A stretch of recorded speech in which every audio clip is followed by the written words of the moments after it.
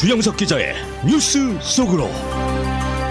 뉴스 속으로는 예방과 치료의학도 최고, 리퍼도 최고, 시니어 어르신들에게 서울메디칼그룹이 최고, 서울메디칼그룹 제공입니다.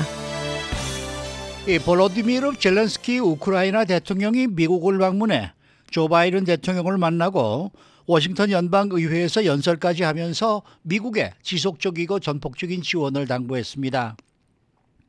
하지만 러시아가 최근 들어서 전력을 강화하면서 당황하지 않고 차분히 대응하고 있어 우크라이나 전쟁 상황이 장기 교착 상태에 들어갈 가능성이 높다라는 분석이 나오고 있습니다.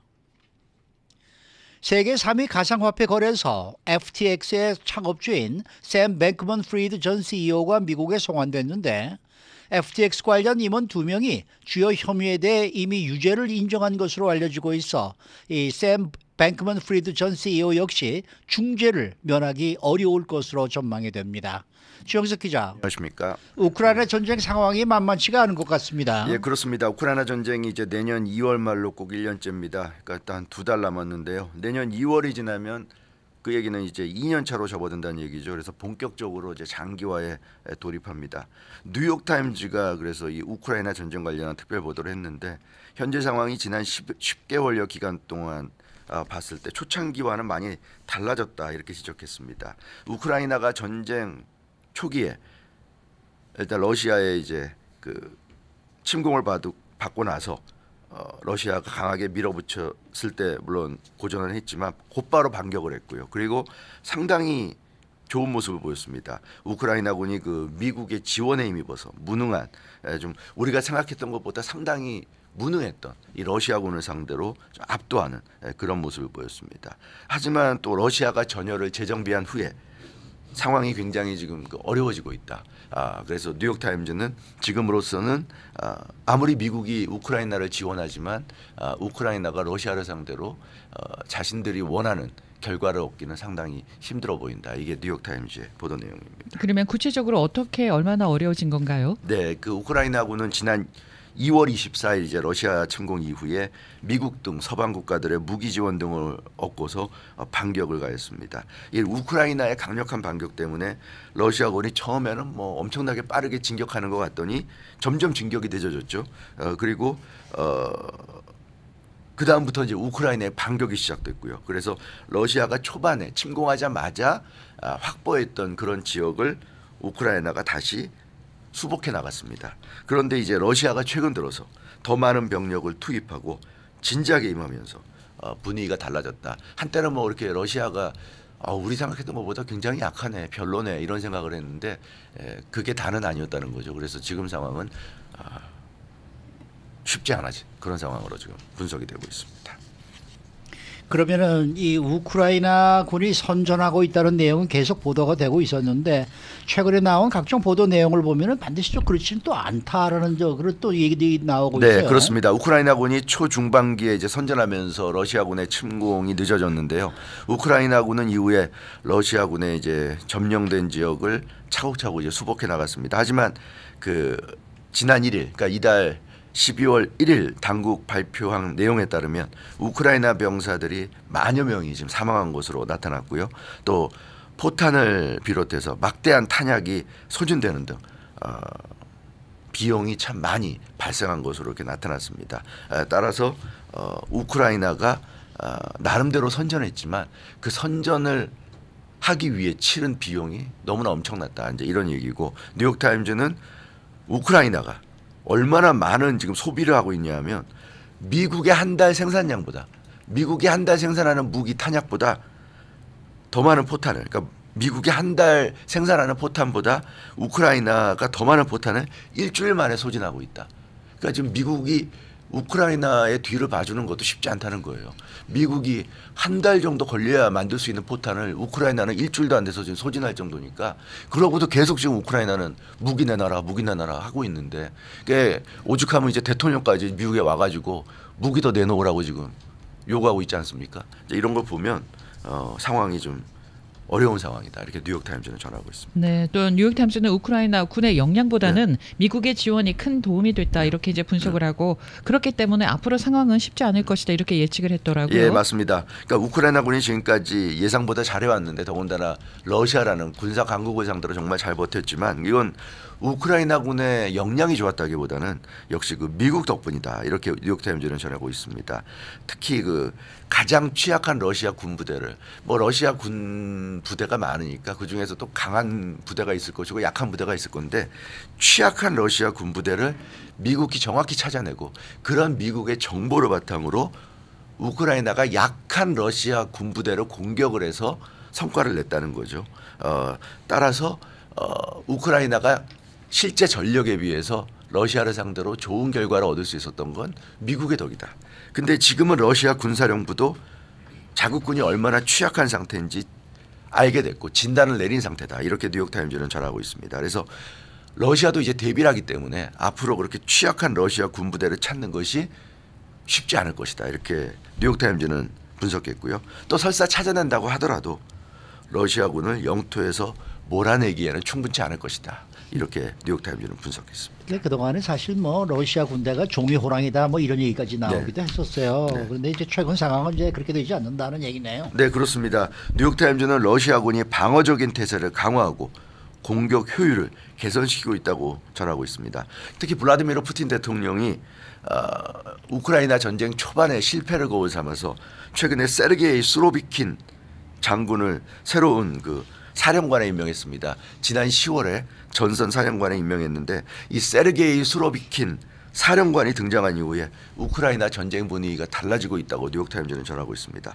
이 세르게이 수로비킨 장군은 그 1990년대 타지키스탄, 체첸 그리고 최근에 시리아에서 전투 경험을 쌓은 러시아에서도 아주 손꼽히는 명장인데요. 이 수로비킨 얼마나 명장이냐면 아마겟돈, 인류 최후의 전쟁이라는 아마겟돈에 빗대서 아마겟돈 장군이라는 별명을 얻을 정도로 명성이 있는 인물입니다. 그래서 이 전쟁에서는 아주 최고의 용장이다 이 평가를 얻고 있는데 이 랜드 코퍼레이션 미국의 비영리 글로벌 싱크탱크죠. 랜드 코퍼레이션의 라다 메시컷 수석정책연구원의 분석 내용을 보면 이 수로비킨 러시아 사령관이 우크라이나 방공망을 교란시키기 위해서 지금 노력하고 있다 이렇게 지금 분석하고 있습니다. 그래서 이 수로비킨 사령관이 최전선에 이제 등장한 이후에 우크라이나 방공망을 교란하기 위한 다양하고도 새로운 전술을 지금 러시아군이 실험하고 있다 이렇게 전하고 있고요. 아마 얼마 전에 그 폴란드에 미사일이 떨어진 것도 이런 수로비킨 사령관의 노력의 결과가 아닌가 싶어요. 그때 우크라이나 미사일이 엉뚱하게 폴란드에 떨어져가지고 이게 무슨 뭐 그때 AP 기자가 말도 안 되는 기사를 썼었죠. 러시아의 공격이었다고 하는데 이게 아마 그 우크라이나 방공망을 러시아 쪽에 교란시켜서 그 결과 그런 상황이 나오지 않았는가 싶은데 어찌됐건 이 수로비킨 사령관이라는 러시아의 손꼽히는 명장이 이제 최전선에 등장한 이후에 러시아군 자체가 달라졌고 그래서 우크라이나가 아무리 미국의 지원을 받는다고 하지만 러시아를 상대로 이기기 쉽지 않다. 이런 지금 분석을 뉴욕타임즈 또 랜드 코퍼레이션 같은 미국의 싱크탱크도 내놓고 있습니다. 그 얘기는 러시아도 우크라이나를 상대로 더 이상 쉽게 생각하지 않고 최선을 다하는 쪽으로 방향을 바꿨다 뭐 이렇게 볼 수가 있겠네요. 네, 맞아요. 그러니까 러시아도 사실 우리랑 마찬가지 생각을 했던 거죠. 우크라이나 따위야. 네네. 우크라이나는 우리가 마음만 먹으면 언제든지 우리 걸로 만들 수 있어. 이런 생각을 했겠죠. 그래서 침공도 쉽게 했고 침공하고 쉽게 원하는 바를 얻을 것으로 생각을 했을 것으로 보여집니다. 그런데 미국을 비롯한 서방 국가들의 전폭적인 지원으로 러시아군의 전력이 강화됐고요.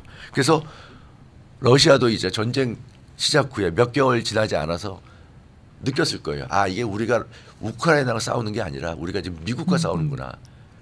명목상으로는 우크라이나와 싸우는 거지만 실질적으로는 미국과 싸운다. 이 생각을 이제 뼈저리게 했을 겁니다. 러시아도. 그렇기 때문에 러시아도 이제는 우크라이나를 얕보지 않고 쟤네들은 겉모습만 우크라이나지 사실은 이제 미국이다. 또 미국과 싸우는 거니까 우리는 최선을 다해야 된다. 이런 생각을 지금 러시아가 하고 있고요.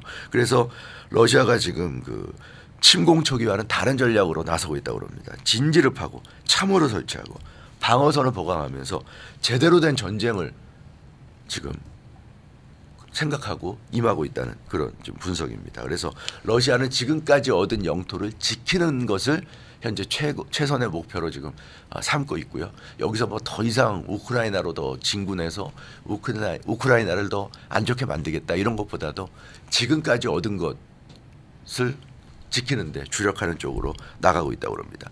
일단 전쟁이란 거는 뭐 미국도 마찬가지지만 공격하는 것보단 지키는 게 쉬워요. 지키는 게 훨씬 쉽고 남이 지키는 걸 공격을 해서 뺏는 거는 2배, 3배 더 힘듭니다. 그게 전쟁이죠. 그래서 러시아가 지키는 쪽으로 나오는 상황에서는 굉장히 어렵습니다.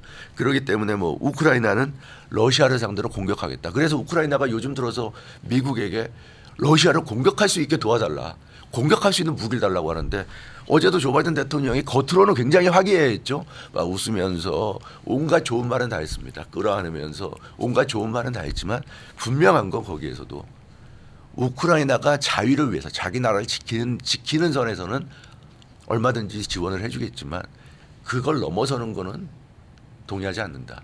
그러니까 너희들이 너네 나라 지키는 거는 내가 도와줄 수 있지만 러시아를 공격하는 거는 절대로 도와줄 수 없다. 이걸 명확하게 했어요. 어제 잘 살펴보면 조 바이든 대통령의 메시지는 그겁니다.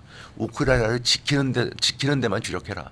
지키는 건 우리가 도와줄게. 하지만 러시아를 공격하는 그건 절대로 우리가 용납할 수 없다. 이 얘기죠. 그렇기 때문에 우크라이나가 그 러시아를 상대로 해서 영토를 회복하겠다는 그런 생각을 버리지 않는 한 이 우크라이나 전쟁은 장기화될 수밖에 없지 않느냐. 이렇게 생각이 들고요. 이 국제 질서라는 건 현실인데 우크라이나가 지금 현실을 무시하고 계속 자기들의 이상과 꿈을 가지고 계속 버틴다고 한다면 이 전쟁은 계속 갈 수밖에 없다. 러시아도 이제는 상황을 알았기 때문에 계속 지금 버티고 있는 그런 모습이어서 아무튼 내년에도 우크라이나 전쟁은 언제 끝날지 알 수 없는 초장기전으로 갈 것 같습니다. 네. 이 최근에 파산 보호 신청을 하면서 논란의 주역이 된 이 가상화폐 거래소 FTX에 대한 드디어 단죄가 시작이 된 것 같습니다. 예, 그렇습니다. 미국이 샘 뱅크먼 프리드 FTX 창업주를 바하마에서 송환했죠. 그래서 이제 미국에 수감됐습니다. 그리고 재판을 받아야 하는데 오늘 오전 중에 지금 뉴욕 법원에 출두해서 재판을 받는 것으로 알려지고 있는데 지금 이 시간쯤이면 출두했을 것 같은데 아직 소식은 안 들어오는데요. 아마도 재판을 받고 있지 않을까 싶습니다. 뉴욕 연방검찰이 사기, 돈 세탁, 불법 선거자금 공여, 인터넷 사기 등 8개 혐의로 기소했고 뉴욕 연방검찰은 FTX 관련 핵심 인물들에 대한 조사도 하고 있기 때문에 지금 FTX 처벌에 속도가 붙고 있습니다. 네, 뉴욕 연방검찰이 조사하고 있는 FTX 핵심 인물들이 혐의를 인정했다라는 소식도 들립니다. 예, 그렇습니다. FTX 관련 인물 중에 2명이 있어요. 핵심 인물. 게리 왕은 FTX 공동 창업자고 캐롤라인 앨리슨은 FTX 전에 그 샘 뱅크먼 프리드가 창업했던 알라메다 리서치의 전 CEO입니다.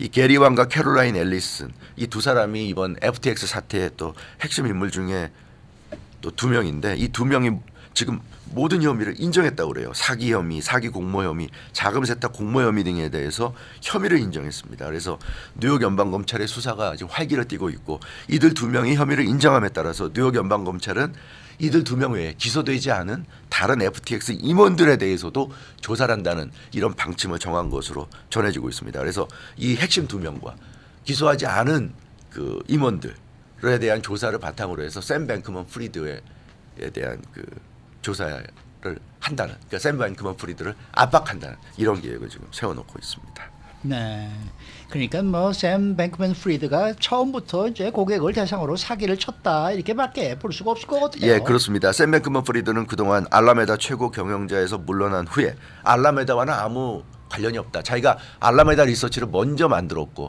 가상화폐 회사죠.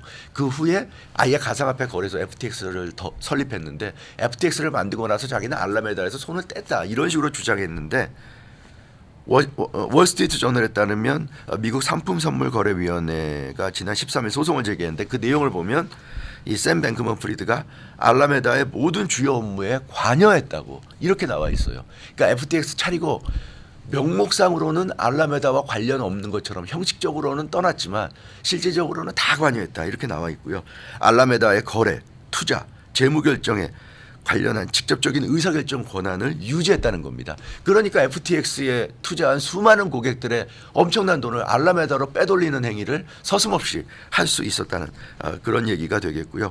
이 소장에 보면 알라메다의 고위 인사들과 정기적으로 때로는 매일 직접 대면하거나 모바일 채팅 등으로 소통하면서 권한을 행사했다고 설명했습니다. 그래서 2021년 알라메다 CEO직에서 물러난 건 눈속임에 불과했다. 이렇게 지금 관계 당국은 보고 있고, 이 캐롤라인 앨리슨이 그 샘 뱅크먼 프리드가 물러나고 나서 새롭게 이 알라메다 리서치의 CEO가 됐는데, 이 캐롤라인 앨리슨이 샘 뱅크먼 프리드의 여자친구예요. 여자친구입니다. 그래서 자기 여자친구를 알라메다 리서치의 CEO로 올려놓고 나서 자기는 아닌 것처럼 뒤로 빠지고는 사실상 모든 권한을 행사한 것으로 이렇게 나타났습니다. 그래서 캐롤라인 앨리슨이 지금은 아마 샘 뱅크먼 프리드와 결별한 것으로 보이는데, 이렇게 모든 혐의를 인정한 것도 배신감 때문인 것으로 이렇게 지금 전해지고 있어요. 왜냐하면 샘 뱅크먼 프리드가 이 문제가 되고 나서 논란이 되니까 나는 모르는 일이고 거기서 뭐 그 회사에서 잘못했겠지 해서 마치 자기 여자친구에게 모든 죄를 덮어씌우는 듯한 이런 발언을 했기 때문에 결국 캐롤라인 앨리슨이 모든 혐의를 인정하면서 샘 뱅크먼 프리드를 좀 궁지에 몰아넣은 것이 아닌가, 이렇게 좀 나오고 있는데, 아무튼 이 샘 뱅크먼 프리드 이제 중죄로 처벌받을 일만 남은 것 같습니다. 네, 주영석 기자였습니다. 뉴스 속으로는 예방과 치료의학도 최고, 리퍼도 최고, 서울 메디칼 그룹 제공이었습니다.